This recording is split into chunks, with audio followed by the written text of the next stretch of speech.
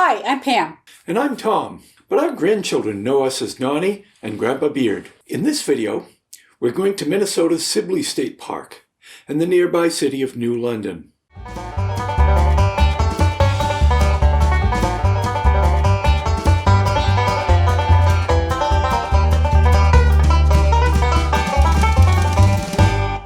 I have to have my coffee. So on Friday morning, our first stop was Lake Effect Coffee in New London. After getting coffee and scones... I don't do coffee. I had one of their excellent smoothies. As I said, coffee. They have a used bookstore called Flyleaf Bookshop right in the coffee shop, and it was clearly a popular gatherings place. Afterwards, we spent some time exploring downtown New London. They have done a great job making the area attractive for visitors, with a variety of sculptures and murals. In most years, they have a water ski team that performs in a park right near downtown, but 2020 is not most years. This was our third visit to Sibley State Park. Our first visit was back in June of 2011, when we stayed here at a rally of the Minnesota Pop-Up Campers Club. We weren't doing video back then, but we still have a few clips from a bluegrass event where a couple of young ladies danced for us.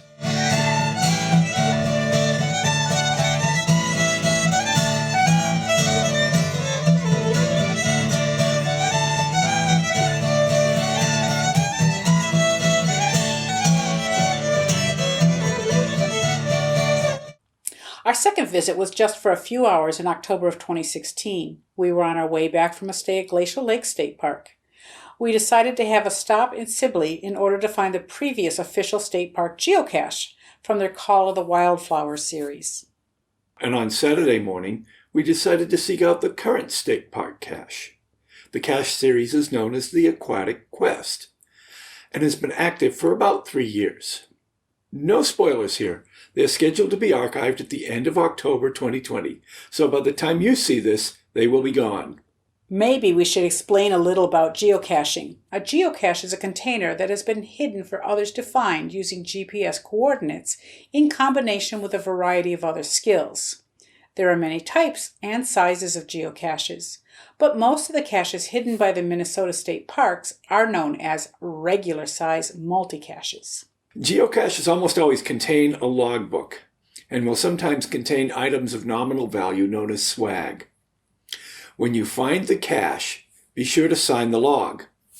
You are allowed to trade swag, and the basic ethics are that you trade even or up, meaning if you take something, you will also leave something in the cache of a similar or greater value. Don't put trash in the cache, and don't put food in the cache. Most of the time, we don't plan on taking anything from a cache. What we usually find are items meant to keep children interested.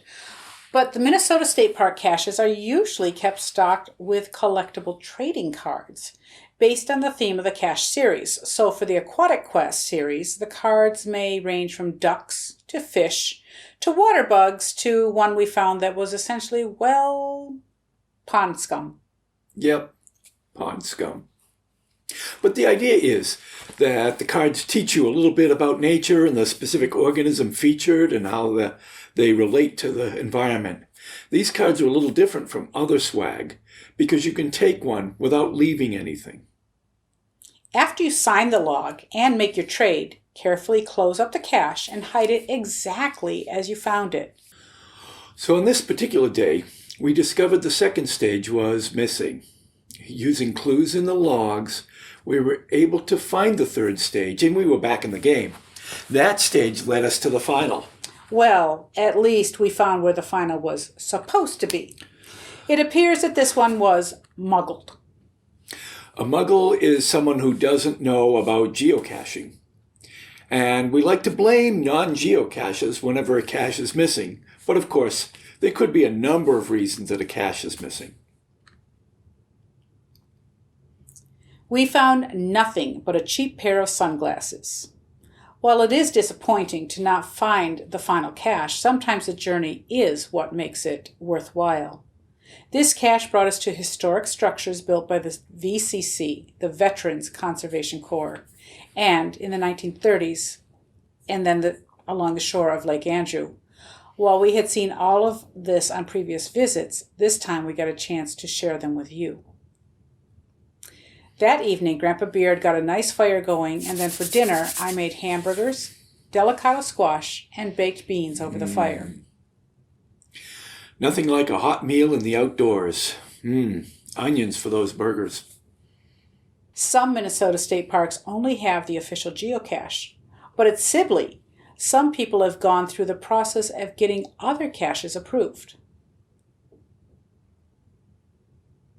On Sunday afternoon, we went into a part of the park that we never have seen before. Between the 3 times that we've been to the park, we visited both campgrounds, the shore of Lake Andrew, Mount Tom, and most of the rest of the park. But the presence of a geocache in the northern part of the park led us down some horse trails to explore a seldom seen area. After finding a place to park and making our way onto the trail, we set out to find a lonely geocache. What is a lonely geocache? We're glad you asked. A lonely cache is one that has not been found for a long time. While there is no one way to define a long time, what we usually mean is a cache that has not been found in over a year. There is always a risk with looking for a lonely cache. The problem is, it may be lonely because it is missing. Geocaches are encouraged to log a DNF or did not find when they didn't find a cache, but not all geocaches do this. If a couple seekers in a row do not log their DNF, it doesn't show up that the cache may be missing. So we had no proof that the cache was even there. Finding a cache that is hidden by nature itself can be a real challenge. If the coordinates are off even a little bit, we can end up with a large area to search with no idea what we are looking for. You remember that cookie tin. That's why it's important to understand that the journey is more valuable than the find. Making a long or scenic hike has sufficient value in itself, and finding a geocache at the halfway point is just icing on the cake. So, on a blustery fall day, we headed out to explore with a route to this lonely geocache as a plan. And after a mile-long hike on some of the most scenic trails in the park, we arrived where the cache is supposed to be, and... Success! One lonely cache found. So this cache was called Why Otter. And Tom, you told me it's a lonely cache, so what makes it a lonely cache? What makes it a lonely cache is it's been a long time since anybody's found it. And what is a long time? Well, some people say 6 months. Him and I usually say a year. This one, it's been over 2 years. It was in September of 2018, the last time it was found. That was what was written in the log. The online log is actually says a year before that, but it So was somebody 3 was years. here and signed it and then never logged it online. But we're here in September of 2020, and so it's been 2 years, over 2 years since it was logged. Now, this particular cache happens to be on a horse trail, so it's not something hikers would typically be on. In fact, once we got to the cache, extremely easy to find. No really looking for it at all. It was right there. Right out in the open. So we really got to hustle to get out of our campsite. We have a 4 o'clock deadline, and Yeah, we just spent an hour and a half getting here. So we spent an hour and a half getting here. It's going to take us at least an hour to get out. And then we've got to take down the camper and skedaddle. So we'll see you later. if you want to continue to follow our adventures, be sure to subscribe using the circle over there.